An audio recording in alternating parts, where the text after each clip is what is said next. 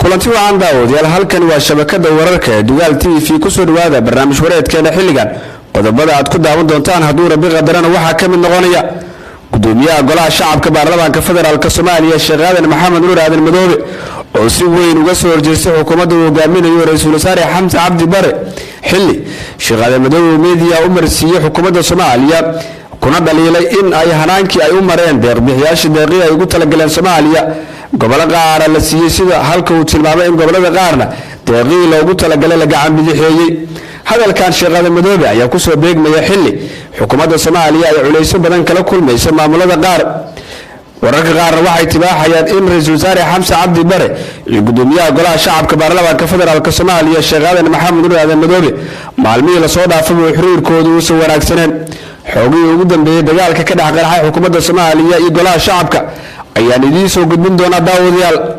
barnaamijkeena xogaha kale aad ku daawan doontaan hadduu rabbi qadarana waxaa ka mid noqonaya ciidamo fara badan oo ka tirsan dowladda federaalka Soomaaliya oo ka baxay garoonka Aadan Cadde ee magaalada Muqdisho xilli la sheegay inay ku wajahan yihiin deegaanada ay haystaan al-shabaab oo ay ka mid yihiin magaalooyinka Ceelbuur, Ceeldheer iyo Ceelgaras oo ay gacanta ku hayaan dagaalamayaasha al-shabaab xoogii ugu dambeeyay ciidamadaasi laga daadguriyay magaalada Muqdisho ayaan idiin soo gudbin doonaa siyaasiyiin dhowra oo saameyn ku leh in ciidamadaasi magaalada Muqdisho laga qaado ayaan magacyadooda u wadaagi doonaa saaxiibayaal balse waxaan idinka codsanayaa intaan barnaamijkeena u gudagelin inaad barnaamijkeena noo sii shargaraysaan like iyo subscribe intaba aad barnaamijka inoo saartaan saaxiibayaal aan ku bilaabe gudoomiyaha golaha shacabka baarlamaanka federaalka Soomaaliya Sheekh Aadan Maxamed Nuur Aadan Madoobe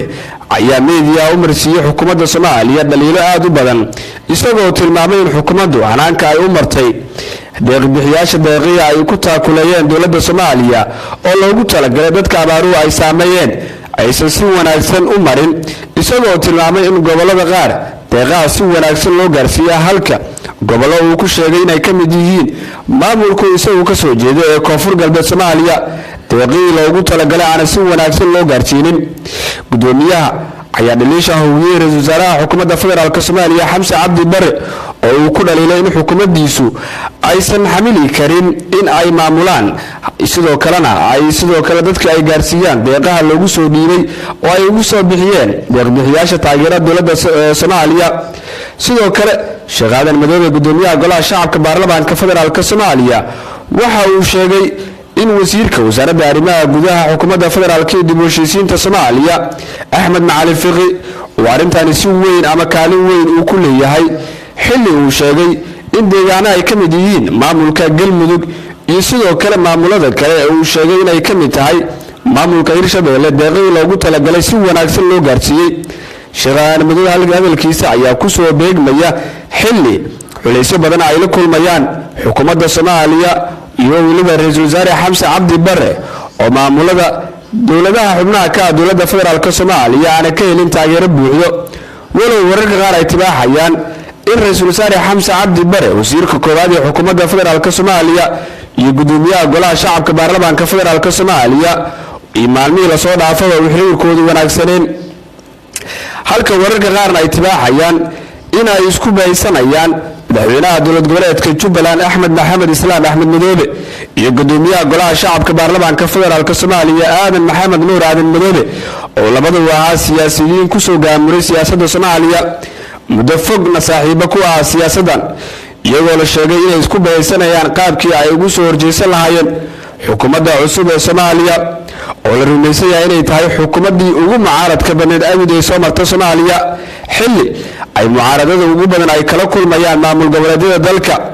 oo markii horeba xiriirkoodu u soo wanaagsaneen xilli maalmihii la soo dhaafay ay shirar ku lahaayeen magaalada Muqdisho wasiirada maamul goboleedyada iyo wasaaradda dowladda federaalka Soomaaliya ee maaliyadda oo la sheegaba inuu khilaaf weyn hareeyay wararka qaarna waxay tibaaxayaan in wasaaradaha kale ee maamul goboleedyada oo ay ka mid tahay qorsheynta inuu xiriirkoodu wanaagsaneen ayna isku hayaan habkii loo mari lahaa mashaariicda dowladda federaalka Soomaaliya la soo marsiyo oo ay soo marsiyaan hay'adaha deeq-bixiyaasha taakuleeya Soomaaliya daawadayaal xoogay ugu dambeeyay oo ay helayso Dugaal TV ayaa tibaaxaya in mucaarado aad u weyn uu ka dhex abuurmayo golaha shacabka ee uu hogaaminayo gudoomiyaha golaha shacabka baarlamaanka federaalka Soomaaliya sidoo kalena wararka qaar ay tibaaxayaan in meel laga soo wada hojeysto xukuumadda uu hogaaminayo ra-iisul wasaare xamse cabdi bare sidoo kalena arrintan waxaa kaalin weyn ka qaadanaya madaxweynaha dowlad goboleedka jubbaland axmed maxamed islaam axmed madoobe oo la rumaysan yahay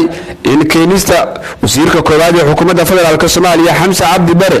uusan kaalin ku lahayn halka nidaamka 4.5 markii loo fiiriyo awood qaybsigana ay isku yihiin hal beel oo ay ka soo wada jeedaan maamulka dowlad goboleedka jubbaland soomaaliya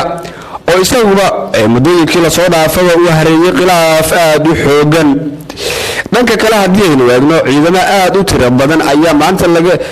ka duulay magaalada muqdisho sidoo kalena iyagoo kusii jeeda magaalada dhuusamareeb ee caasimadda galmudug halkaasi ayaa la sheegay inay uga sii gudbi doonaan deegaano ay gacanta ku hayaan al-shabaab oo ka mid ah deegaanada ceelbuur ceel qooxle iyo sidoo kale ceel garas oo intoodaba hoostaga degmada ceelbuur ee gobolka galgaduud deegaanadan ayaa muddooyinkii lasoo dhaafay ama sanadihii u dambeeyey waxaa gacanta ku hayay dagaalamayaasha al-shabaab sidoo kalena waxaa jiro dadka dega deegaanadaasi ama qabaa'ilka ka soo jeeda deegaanadaasi ayaa la sheegay in ay ciidan iyo sidoo kaleba hub ay ku aruursadeen magaalada muqdisho weliba wararku qaar waxay tibaaxayaan in xildhibaano ka tirsan golaha shacabka ee uu ka mid yahay xildhibaan yuusuf geelowgaas oo ka soo jeeda degmada ceelbuur oo arrintaani kaalin weyn ka qaatay ciidankan ayaa la sheegay inay isugu jiraan militariga soomaaliya haramcad iyo ciidanka nabad sugidda iyo sirdoonka qaranka ee loo soo gaabiyo miso halka ay qayb ka yihiin ciidamada gorgor iyo danab waxaana la sheegayaa ama wararku qaar ay tibaaxayaan in ciidamadani ay tiradoodu kor u dhaafayso ilaa iyo 500 oo ciidan halka la filayo in maalinimada maanta ay gaaraan magaalada dhuusamareeb ee caasimadda galmudug xilli ay uga sii talaabi doonaan magaalooyinkan idiin soo sheegay ee ceelbuur ceel qooxle iyo ceel garas iyo deegaanada hoostaga oo sanadihii u dambeeyaba gacantooda ku jira dagaalamayaasha al-shabaab ayaa culaysyo badan kala kulmaya dadka deegaanadaasi iyo sidoo kaleba xilli guluf dagaal uu ka socday deegaanada ama deegaano ka tirsan gobolka galgaduud iyo gobolka hiiraan ee soomaaliya dadka deegaanka ayaa bilaabay